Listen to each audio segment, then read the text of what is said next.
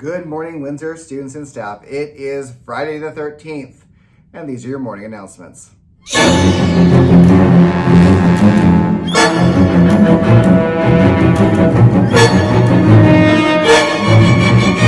right, students, just a quick reminder that the new schedule does begin on next Monday. So make sure that you are well aware of when all of your Zoom classes are happening. Also, students, particularly 8th graders, we are going to be having a special presentation put on by the high school next Wednesday from 10 until noon. More information will be sent out to you, but go ahead and mark your calendars to attend that and find out what's going on in the high school and what you'll be looking forward to next year. We are having a new contest with our esports club. So it is a WMS Winter Minecraft contest. So go ahead and check out the esports Google Classroom for more information. Congratulations to this week's winner for our trivia contest is Adam. That goes out to Adam Henry. So make it a great day or not. The choice is yours. And here's this week's video on resilience. And afterwards, your trivia.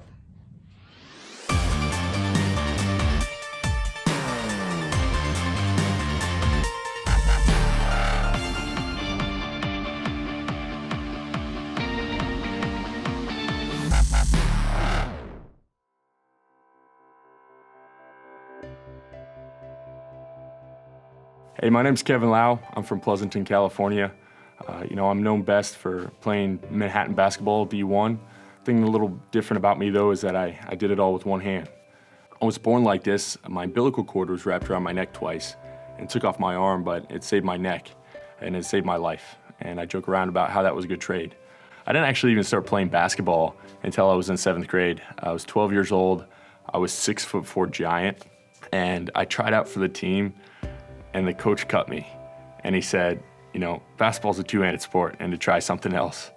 You know what happened? This guy over in a different city heard about me, asked me to come try out for his team. His name was Coach McKnight. He took me on this team with 18 and 19-year-olds who were college-bound, and I just spent the next year of that season getting dunked on by them because they were so much better than me. I was that 12-year-old who couldn't even make his 7th grade team.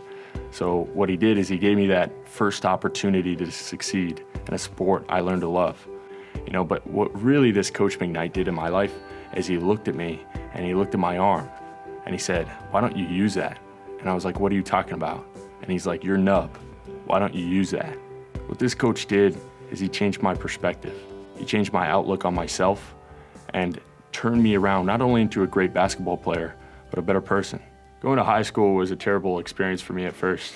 I was both physically and socially awkward. Every day I came home from school and locked myself in the room and just wanted to be away from people because my experience from people is that they were mean and they were cruel. And, they took away my confidence in myself. The one place that I felt safe, the one niche I had was on the basketball court. I just buried myself in basketball. That's all I did, because on the court I mattered and I was somebody. People depended on me to succeed. And everywhere else, I was just, an insecure guy who got made fun of. My senior year, I started to really dominate in basketball, and I started to get different scholarship offers, Pepperdine, San Francisco. I finally was starting to excel in a sport that at the beginning I was a laughingstock at. I'm playing in this game, I landed on my leg wrong and broke it. All those scholarship offers, they disappeared. I was that kid again who just wanted to lock myself away in my room and disappear. So I got to a point in life, I broke my leg. I wanted to quit, basketball. I wanted to quit everything. I had no idea what I was doing with myself. And, again, that great mentor in my life, Coach McKnight stepped in and he said, "Kevin, if you quit now, I'm going to kick your butt. You've come way too far and you've affected so many lives and you've become such a great kid." And, I didn't feel it at the time, but it was what I needed to hear in life, to push forward. I ended up going to Fork Union Military Academy in Virginia for a year. It was a decision to go and still chase that dream, still hold on to it. Rather than quitting and giving up, it was the only option I really had. Came a point in Fork Union where I started to get recruited. The school, Cal Poly, this D1 school out in California. I drove to the school with my parents, and the whole coaching staff was lined up in the parking lot as I drove up. And We got out of the car and we walked up to the coaches, and the head coach was passing a phone back and forth with the assistants and yelling over this phone. And then when I walked up to shake his hand, he clicked the phone shut. And he's like, "I'm not gonna beat around the bush." That was the athletic director. And me and the whole coaching staff just got fired. That was another blow. And I felt like everything I was working towards was just pushing against the mountain that couldn't move. I mean, that maybe people were right. Maybe people knew that it couldn't be possible and that I couldn't do it. And I started questioning myself. I started questioning what I was doing. But I was reminded by people, thousands of people, who came up to me with children or different disabilities and told me that I was their pillar. I was their inspiration. I was their person that kept them moving.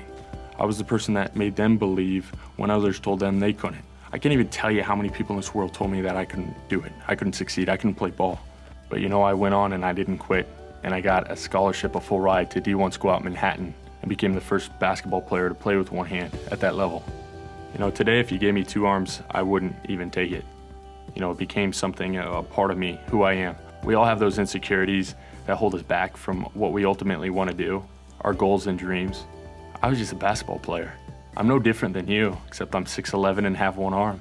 So let me ask you, what's holding you back from achieving your dreams?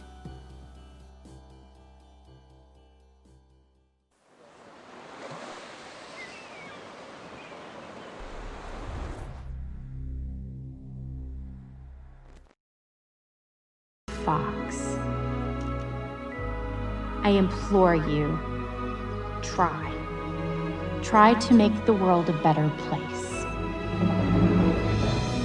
Look inside yourself and recognize that change starts with you. It starts with me. It starts with all of us.